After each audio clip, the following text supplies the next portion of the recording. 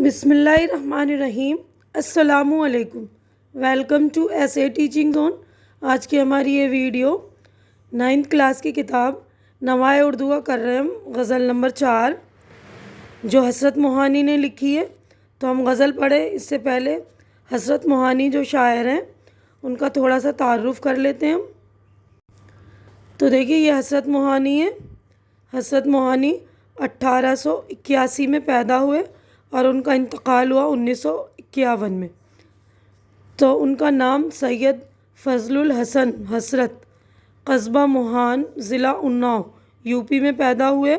उन्होंने अरबी फ़ारसी घर पर पढ़ी और अंग्रेज़ी तालीम स्कूल में हासिल की। अलीगढ़ से बीए का इम्तिहान पास करने के बाद उन्होंने एक अदबी महानामा उर्दू मुअल्ला जारी किया जो अरसे दराज तक उर्दू ज़बान और अदब की खिदमत करता रहा। हज़रत मजहबी इंसान थे। इनका जहन हर किस्म के तअस्सुबात से पाक था। इनमें कमाल की अखलाकी जुरात थी। जो बात दिल में होती वही ज़बान पर लाते। मुनाफ़िक़त और तसन्ना से इन्हें दूर का वास्ता न था। तसन्ना यानी दिखावट, यानी वो दिखावा नहीं करते थे, यानी जो दिल में था वही उनकी ज़बान पर था। खुददारी, बेबाकी, उसूल पसंदी, सादगी और खुलूस इनके नुमाया औसाफ थे। हसरत को तालिब इल्मी के ज़माने से शेर व शायरी का शौक़ था, लेकिन वो तहरीक आज़ादी में भी अमली तौर पर शरीक रहे। कौम के बड़े रहनुमाओं में इनका शुमार होता है। इनके रिसाले उर्दू मुअल्ला की ज़मानत ज़ब्त कर ली गई। उन्होंने कई बार क़ैद व बंद की सऊबतें बर्दाश्त की, लेकिन आज़ादी कामिल के सिलसिले में किसी समझौते के कायल न थे। मुकम्मल आज़ादी का नारा सबसे पहले उन्होंने ही बुलंद किया था।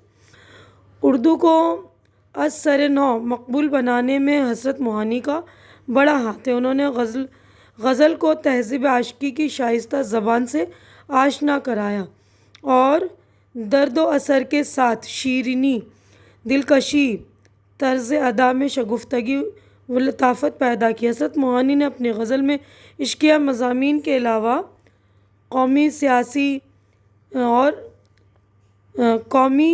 सियासत और कौमी यकजहती पर मबनी मज़ामीन भी दाखिल किए। उन्होंने पुराने शोरा का एक उम्दा इंतखाब सुखन के नाम से 14 जिल्दों में शाये किया और इस इंतखाब के ज़रिए कई ऐसे शोरा का कलाम महफूज हो गया और दूर दूर तक पहुँचा जो पर्दे गुमनामी में थे। हसरत मोहानी ने नवाब असग़र अली ख़ान नसीम के शागिर्द मुंशी आमिरुल्लाह तस्लीम की शागिर्दी इख्तियार की। तो यहाँ पर हमारा हसरत मोहानी का जो है तारुफ़ हो गया मुकम्मल। अब हम गज़ल की तरफ बढ़ेंगे। तो देखिए गज़ल नंबर ये 4 है। इससे पहले मैंने जो गज़ल बनाई है गज़ल के बारे में बता दिया, तो शॉर्टकट में आपको इसमें भी बता देती हूँ कि गज़ल जो अरबी ज़बान का लफ्ज़ है, इसके मानी होते महबूब से बातें करना। और बुनियादी तौर पर जो गज़ल में पहले इश्कियाँ बातें बयान की जाती थी, लेकिन आहिस्ता आहिस्ता गज़ल में दूसरे मज़ामीन भी दाखिल हो गए। जैसा कि हमने अभी पढ़ा है ना कि हसरत मोहानी ने अपने गज़लों में जो है क्या नाम है, सियासी, कौमी सब कुछ दाखिल कर दिया। तो यानी आहिस्ता आहिस्ता जो है गज़ल में हर तरह के मज़ामीन शामिल होने लगे और ये एक मशहूर सिन्फ़ सुखन बन चुकी है गज़ल। और एक शेर जो होता है गज़ल का अपने मानी के एतबार से मुकम्मल होता है, इसलिए ये गज़ल जो है ज़्यादा मकबूल हो चुकी है। तो ये गज़ल पढ़ती हूँ मैं और एक एक शेर पढ़कर इसकी तशरीह आपको करती हुई चलूँगी, ठीक है ना। तो पहला शेर है, रोशन जमाल यार से है अंजुमन तमाम, दहका हुआ है आतिश गुल से चमन तमाम। तो इस वाले शेर में हसरत मोहानी अपने महबूब की खूबसूरती को खूबसूरत अंदाज में बयान कर रहे हैं। वो कह रहे हैं कि जिस तरह मौसम बहार में गुलाब या दूसरे सुर्ख फूल बड़ी तादाद में खिले हुए होते हैं और दूर से देखने पर ऐसा लगता है कि वो आग दहक रही है या आग दहकी हुई, ये मंज़र इंतहाई हसीन होता है। इसी तरह मेरे महबूब के रुख़ ज़ेबा यानी खूबसूरत चमकदार चेहरे से पूरी महफिल रोशन है, चमक रही है। अंजुमन का मतलब होता है महफिल। अब उसके बाद आतिश गुल जो है, आतिश गुल एक लाल रंग का जो फूल होता है, तो इसी तरह वो आतिश गुल कह रहे हैं कि जैसे मुराद फूल, आग का फूल जो है ठीक है ना। आतिश का मतलब आग, गुल यानी फूल, आतिश गुल आग का फूल। अब नेक्स्ट शेर है हमारा, हैरत गुरूर हुस्न से शौक़ी से इस्तराब, दिल ने भी तेरे सीख लिए हैं चलन तमाम। तो यहाँ पर इस्तराब जो है इसके मायने हैं बेचैनी, बेचैनी के माने में इस्तेमाल हो रहे हैं। बेकरारी, गुरूर का मतलब तो पता ही है ना, घमंड। तो यहाँ पर हसरत मुआनी कह रहे हैं कि महबूब तो जो अपने हुस्न पर फ़ख्र करता है, घमंड करता है, गुरूर करता है, अकड़ रहा है, तो हमें इस पर हैरत होती है कि इसके साथ तेरी अदाएं देखकर दिल भी बेकरार हो जाता था, लेकिन रफ्ता रफ्ता तेरे तौर तरीक़ों से वाकिफ़ हो गए कि तू हमें सताने और परेशान करने के लिए ऐसा करता है। हमारा दिल अब तेरी इन चालों को समझ चुका है। चलन यानी चाल, ढंग है ना। अब नए अगला शेर पढ़ेंगे हम। देखो तो चश्मे यार की जादू निगाहियाँ, बेहोश एक नज़र में हुई अंजुमन तमाम। तो चश्मे यार यानी महबूब की नज़र, महबूब की निगाह, और जादू निगाहियाँ यानी जादू भरी नज़र। तो इस वाले शेर में हसरत अपने महबूब की खूबियाँ बयान करते हुए कह रहे हैं कि इनकी आँखों की तारीफ़ कर रहे हैं कि अगर मेरा महबूब आँख उठाकर अंजुमन को देख ले, यानी महफ़िल को देख ले, तो पूरी सारी महफ़िल के जो है होश वाश जाते रहेंगे, होश गुम हो जाएंगे। ऐसा मालूम होता है कि महबूब की निगाहों में जादू भरा हुआ है। अब अगला शेर हम देखते हैं कि नशो नुमाए सब्ज़ा व गुल से बहार में शादाबियों ने घेर लिया है चमन तमाम। तो नशो नुमा यानी बढ़ना, और शादाबियाँ यानी हरा भरा सरसब्ज़ होता है ना। तो इस वाले शेर में हसरत ने मौसम बहार की कैफियत बयान की है। मौसम बहार में जो है फूल नहीं बल्कि सब्ज़ा यानी हरी भरी सारी चीज़ें जो हरी भरी हो जाती हैं, इन्हें घास, पेड़ पौधे, जड़ी बूटियाँ, सब पर बहार और रौनक आ जाता है। बहार ने सभी की नशोनुमा की है, यानी सबको बढ़ाया है, यानी सब हरे भरे हो गए। चमन में हर शय पर बहार छाई हुई है। पेड़ पौधे, फूल, फल, सब्ज़ा सभी हरे भरे और तरोताज़ा नज़र आ रहे हैं। शादाबियाँ यानी तरोताज़ा, खुश। अब उसके बाद नेक्स्ट शेर है, अच्छा है अबले जोर किए जाएं सख्तियाँ, फैलेगी यूं ही शोरिश हुब्बे वतन तमाम। तो जोर का मतलब है जुल्म सितम, सख्ती, और शोरिश यानी हंगामा, शोरिश यानी हंगामा, हुब्बे वतन यानी वतन की मोहब्बत। तो इस वाले शेर में हसरत मुहानी एक अच्छे शायर ही नहीं, जोशीले मुहब्बे वतन और सियासी रहनुमा यानी लीडर भी हैं। उन्होंने अपनी तहरीरों और तकरीरों में अंग्रेज़ों के जुल्म और सितम और अंग्रेज़ों के जो है मुल्क की ग़ुलामी के ख़िलाफ़ भी आवाज़ उठाई। वो पहले रहनुमा थे जिन्होंने पूरी आज़ादी यानी मुकम्मल आज़ादी का नारा दिया है। अंग्रेज़ उन्हें अपना दुश्मन और मुखालिफ समझते थे। उन्हें कई बार जेल में भी भेजा गया इनकी परदेस, और दूसरा इनकी प्रेस यानी जिसमें वो छपाई की जाती थी, और दूसरा सामान भी जो है ज़ब्त कर लिया गया। उसके बावजूद हसरत की सरगर्मियों में कोई कमी नहीं रही। वो जेल जाते थे, वहाँ शहर भी कहते थे, और सदा के तौर पर चक्की भी पीसते थे। तो इस शेर में हसरत ने कहा कि अहले जोर यानी अंग्रेज़ हुक्मरान जो है, जो जुल्म सितम करने वाले हैं, हम पर जिस कदर भी चाहें जुल्म सितम ढाएँ, लेकिन इनकी ये सख्तियाँ हमारे जज्बे आज़ादी को कम नहीं करेंगी, इनमें इजाफा ही होगा, और हम वतन से मोहब्बत करने वाले हिंदुस्तानी जो अंग्रेज़ों के ख़िलाफ़ हंगामे करते ही रहेंगे। तो यहाँ पर मैंने पहले भी समझाया ना कि अब जो गज़ल में हर तरह के मज़ामीन शामिल हो गए, तो ये एक जो आज़ादी मुहिब्बे वतन वाली आज़ादी यानी इसमें दिखा रहा है कि उनके अंदर कितनी वतन की मोहब्बत थी, है ना। तब अगला शेर देखते हैं। समझे अहले शिरक कुछ शायद करीब मिर्ग, मगरिब के यूं हैं जमाए ये ज़ागो ज़गन तमाम। तो ये ज़ागो ज़गन यानी कौवे चील, करीब मिर्ग, मौत के नज़दीक यानी जल्दी मरने वाले। अहले शर्क यानी मशरिक़ के लोग। अहले शर्क, मशरिक़ शिरक नहीं है, शर्क है ये, ठीक है। तो यानी मशरिक़ के लोग मुराद हिंदुस्तानी, यानी हम इंडियंस, मशरिक़ में आता है ना इंडिया। तो यहाँ पर जो है हजरत कह रहे हैं कि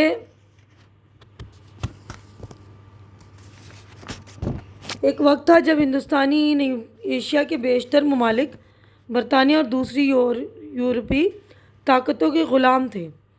ये लोग इन ममालिक के बाशिंदों पर जुल्म सितम किया करते थे।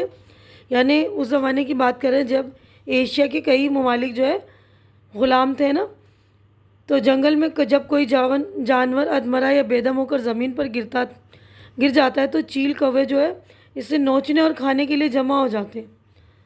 तो आपने टीवी चैनल्स वगैरह में भी देखा होगा ना कि जब कोई जानवर मरता है, मरा हुआ पड़ा होता है, तो चील कौवे उसको नोचने लगते हैं ना।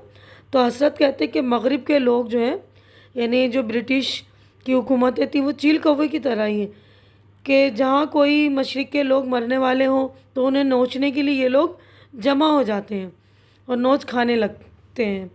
लेकिन ऐसा नहीं हुआ कि हिंदुस्तान की तहरीक की आज़ादी रंग लाई। मौलाना अबुल कलाम आज़ाद ने कहा था हिंदुस्तान आज़ाद हुआ तो फिर एशिया आज़ाद होगा। चुनांचे ऐसा ही हुआ, यानी हिंदुस्तान के आज़ाद होने के बाद दूसरे जो ममालिक ग़ुलाम थे वो भी आज़ाद हो गए। अब हमारा आखिरी शेर है ये,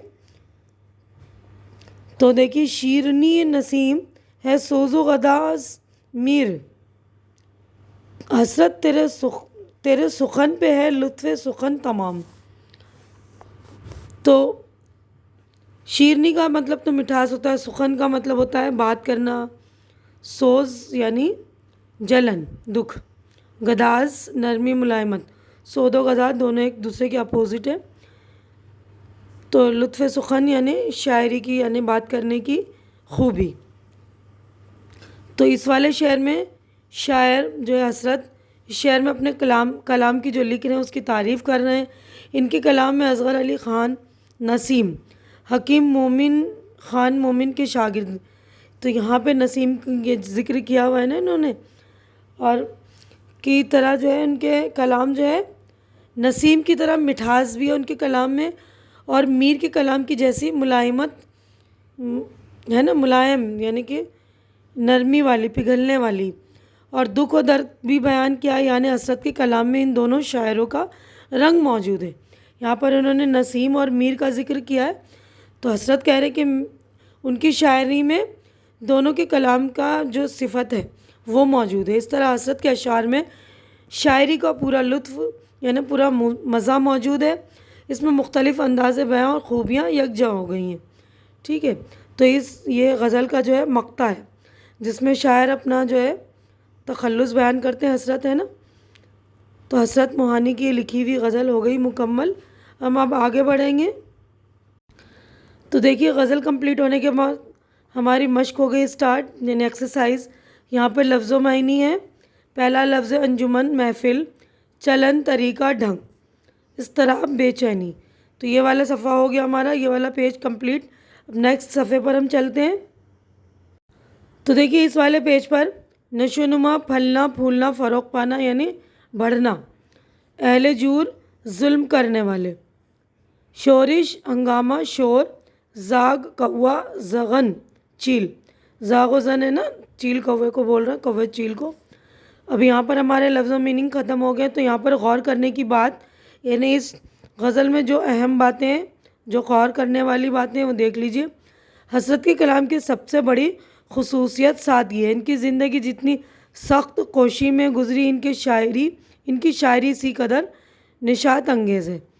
मक्ता में नसीम से मुराद नवाब असगर अली ख़ान नसीम दहलवी हैं, जो कि हसरत मोहानी के उस्ताद मुंशी अमीरुल्लाह तस्लीम के उस्ताद थे। और वो जिस तरह नसीम की शीरनी के कायल थे, इसी तरह मीर के सोज़ो गदाज़ के भी मोतरिफ़ थे।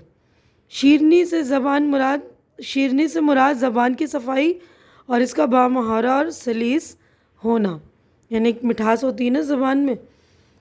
अब यहाँ पर देखिए, हमारे ये भी कंप्लीट हो गया। उसके बाद सवालों के जवाब लिखिए। तो देखिए, हमारे यहाँ पर सवालात हैं 4। देखिए चारों सवाल लोग के जवाब आपके लिए रेडी हो गए हैं।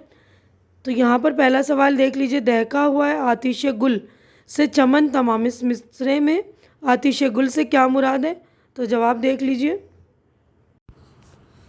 तो पहले का जवाब देखिए, आँख सुर्ख रंग की होती है। गुलाब के फूल और दिगर बहुत से फूल सुर्ख रंग के होते हैं। जब मौसम बहार में ये फूल यकजा नज़र आते हैं, यानी एक साथ नज़र आते हैं, तो दूर से ऐसा मालूम होता है कि आग दहक रही है। अब अगला सवाल है, अहले जोर से शायर का क्या मतलब है? तो जवाब देख लीजिए। तो अहले जोर जो है, अहले जोर जुल्म सितम करने वाले। जिस वक्त ये गज़ल कही गई थी, हिंदुस्तान पर अंग्रेज़ों की हुकूमत थी। अंग्रेज़ हुक्मरान हिंदुस्तानियों पर जुल्म सितम कर रहे थे। तहरीक आज़ादी को दबाने के लिए गिरफ़्तार करके जेल में डाल देते थे, सख्त सज़ाएँ देते थे। इन अंग्रेज़ हुक्मरानों को अहले जोर कहा गया है। अहले जोर का मतलब होता है जुल्म करने वाले, है ना। तो सवाल नंबर 3 है, गज़ल के किस शेर में ताल्ला का इजहार किया गया है? ताल्ला के लफ्ज़ी मानी है बुलंदी, बुज़ुर्गी, तरक्की, बढ़ाई, शेखी वगैरह। किसी शेर में शायर अपने ताल्लुक़ से कोई बढ़ाई या शेखी की बात कहे तो इसे ताल्ला कहा जाता है। गज़ल के मक्ते में शायर ने ताल्ला से काम लिया है। इस शेर का दूसरा मिसरा, हसरत तेरे सुखन पे लुत्फ़ है, तेरे सुखन पे है लुत्फ़ सुखन तमाम में ताल्ला। हसरत कह रहे हैं कि मेरे कलाम में शायरी का सारा लुत्फ़ मुकम्मल हो गया, यानी इसके बाद किसी के कलाम में ऐसा लुत्फ़ पैदा नहीं हो सकता। अब अगला सवाल नंबर 4 है, शायर के ख़्याल में वतन से मोहब्बत का शोर किन वजहों से फैल रहा है? जवाब देखिए, अंग्रेज़ हुक्मरान हिंदुस्तानियों की तहरीक आज़ादी को ख़त्म करने के लिए इन पर सख्तियाँ कर रहे हैं। इनके जुल्म और सख्तियों से हिंदुस्तानियों में वतन की मोहब्बत का जोश पैदा हो रहा है और वो हर वक्त बगावत शोरिश के लिए आमादा रहते हैं। तो हमारे 4 जवाबात हो गए यहाँ पर मुकम्मल। अब हमारा यहाँ पर देखिए अमली काम स्टार्ट हो गया है ना, अमली काम देख लीजिए। तो इसमें इस गज़ल के काफ़ियों की निशानदही कीजिए और इनसे मिलते जुलते 3 और काफ़िए लिखिए। तो गज़ल की काफ़िए अंजुमन, चमन, चलन, वतन, ज़गन, ठीक है ना। और गज़ल की काफ़िए के अलावा 3 मज़ीद काफ़िए, घुटन, चुबन, कफन। अब सवाल नंबर 2 है, मलिक काम का इन अल्फाज की निशानदही कीजिए जिनमें हुरूफ अतफ़ इस्तेमाल हुआ है। तो जवाब देखिए, सब्ज़ा गुल, जो हुरूफ अतफ़ जो बोलते हैं ना, वो बीच में जो 2 लफ्ज़ों के बीच में वाव का इस्तेमाल होता है ना, तो वाव। ज़ागो, ज़गन, सूज़ो, गदाज़, सब्ज़ा, ज़ाग और सूज़ के बाद हुरूफ वाव हुरूफ अतफ़ है। क़वायद में हुरूफ अतफ़ इस हुरूफ या लफ्ज़ को कहते हैं जो 2 लफ्ज़ों या कलमों को मिलाए, जैसे और, या, वाव वगैरह, ठीक है ना। तो 2 लफ्ज़ों को मिलाने वाले लफ्ज़ या कलमे को मिलाने वाले लफ्ज़। अब नेक्स्ट क्वेश्चन है, मक्ता में जिन 3 शुअरा के तखल्लुस आए इनके पूरे नाम लिखिए। तो आखिरी वाला जो शेर है उस गज़ल का आखिरी शेर जो मक्ता कहलाता है ना, तो देखिए जिन शायरों का इस्तेमाल हुआ है, नवाब असग़र अली ख़ान नसीम दहलवी, तो नसीम का इस्तेमाल किया है ना इन्होंने। मीर तकी मीर, सैयद फ़ज़लुल हसन, हसरत मोहानी, तो हसरत मोहानी ने अपना भी जो है तखल्लुस इस्तेमाल किया और मीर का, 3 शायरों के तखल्लुस इस्तेमाल किए हैं। तो यहाँ पर देखिए हमने सारा काम कंप्लीट कर लिया है। अब यहाँ पर आपका और अमली काम है गज़ल की बुलंद ख्वानी, यानी तेज़ आवाज़ में, ऊंची आवाज़ में पढ़िए, बुलंद आवाज़ में बुलंद ख्वानी कीजिए।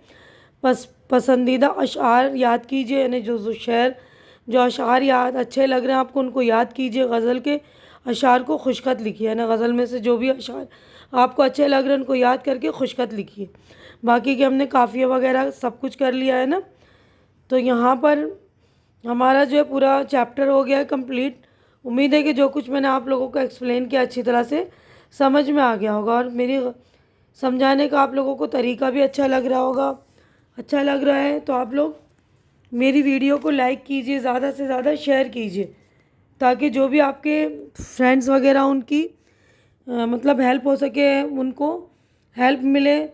और मेरे चैनल को सब्सक्राइब करके आप लोग मेरी भी हेल्प कीजिए, मेरी हिम्मत बढ़ाइए। हमारी नेक्स्ट मुलाकात नेक्स्ट गज़ल में होगी। तब तक के लिए आप लोग अपना ख्याल रखिए, मुझे जो दुआओं में याद रखिए। अल्लाह हाफिज़।